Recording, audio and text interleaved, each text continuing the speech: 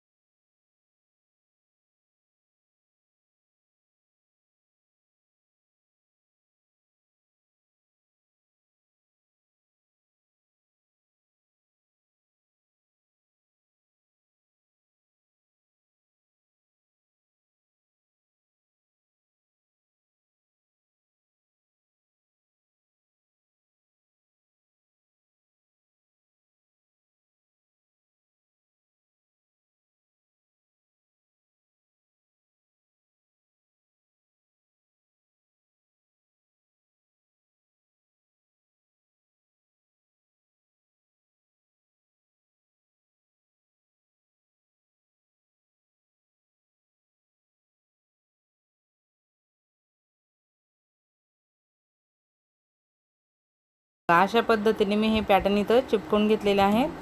हे जे आपले लांब पट्ट्या तयार झालेल्या आहेत पॅटर्नच्या, ते मी काठावर चिपकवलेले आहेत. व हे जे आतमधलं पॅटर्न आहे आपलं छोटंसं, ते आपण ब्लाऊज पीसच्या कपड्यावर चिपकवलेलं आहे.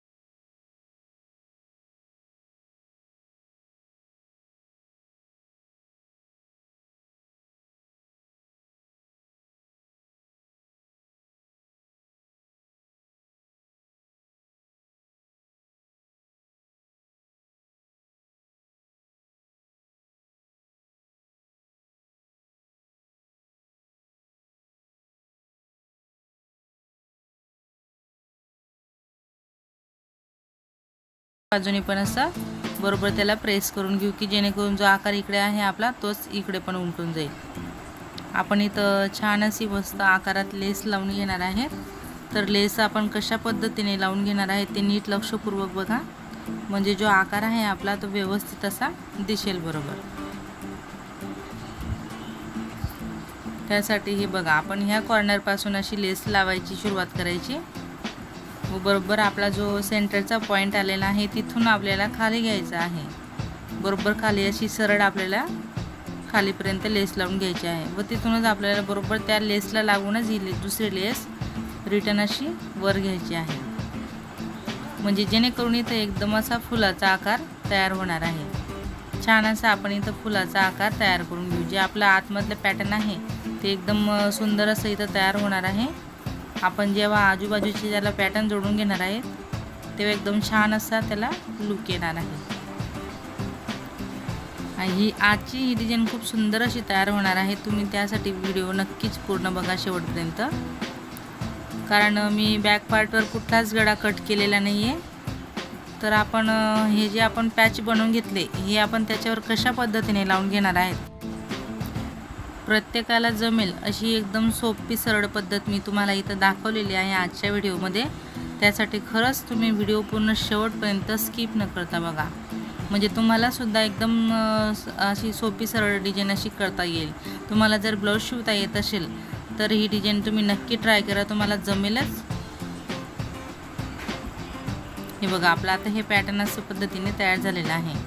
आता तुम्ही ही जी बॅक साईड आहे आपली बघू शकता तुम्ही, एकदम पूर्ण प्लेन आहे। आपण कुठल्याच गळ्याचा आकार वगैरे दिलेला नाही आहे। त्याच्यावर मी आपण जो कॅनव्हासवर गळा कट करून घेतलेला आहे त्याचा जो ठसा आहे तो घेऊन घेतलेला आहे व त्याला बरोबर सेंटरला ठेवून असं पिना लावून घेतलेल्या आहेत। त्यानंतर आता आपलं हे जे आपण पॅटर्न तयार केलेला आहे, पॅच आजूबाजूचे जे 2 पॅच आपण तयार करून घेतलेले आहे त्यांना बघा आपण कशा पद्धतीने ॲडजस्ट करत आहे तिथं। तर हे पहा, एकदम परफेक्ट असं आपल्याला तिथं लावून घ्यायचं आहे की जेणेकरून आपला जो गळा आहे तो जास्त पसरट पण होणार नाही। आपण जसा त्याला बनवलेला आहे तसाच तो इथं व्यवस्थित असा येणार आहे बरोबर।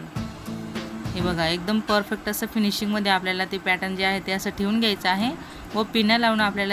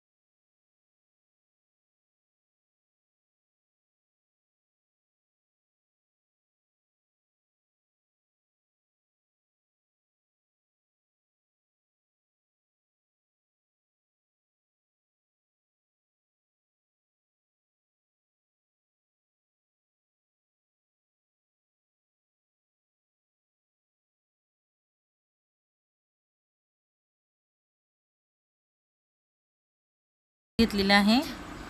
एका स्टिचिंगने आपली ही लेस जी आहे ती टच होणारी आहे। तर आपल्याला कलर कॉन्ट्रास्ट बघून आपण लेस निवडायची, म्हणजे आपली जी डिझाईन असते ती खूप सुंदर अशी दिसते। जर आपण मॅचिंग कलरचा दोरा घेऊन हे केलं तर तुम्हाला जर लेस नको आहे तर तुम्ही नाही पण लावू शकता, तसं सुद्धा खूप छान वाटतं पॅटर्न।